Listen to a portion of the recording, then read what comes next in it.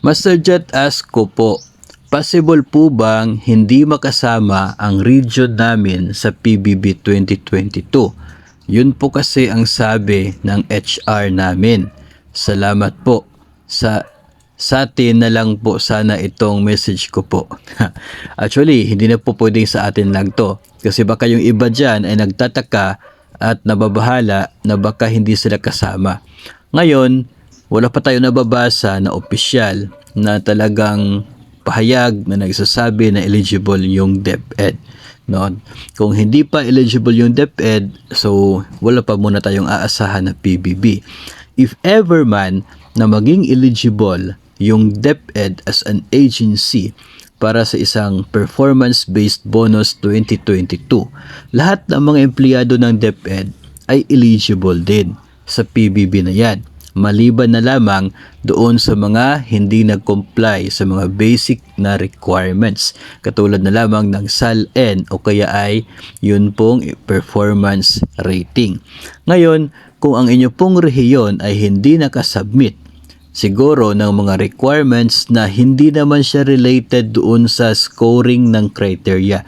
Meron kasi tayong mga parang admin na requirements, no, na nire-require ng PBB Secretariat, hindi siya part sa scoring ng performance pero requirement pa rin siya para ma-comply.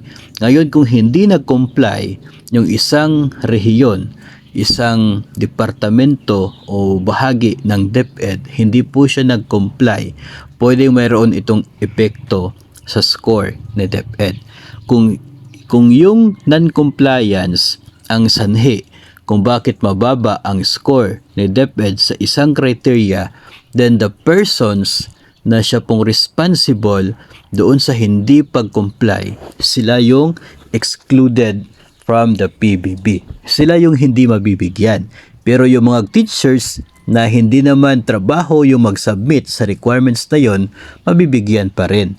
Ngayon, kung ang inyo pong doon po sa mga hindi related sa scores ng DepEd pero hindi sila nag-comply, for example yung mga PhilGIPS posting na siya pong talagang nire-require, yun pong mga pagsagawa ng early procurement activities, sila yung hindi nag-comply dyan. So yung mga people ni DepEd na responsible for that function at hindi nag-comply, sila yung tatanggalin sa payroll ni PBB.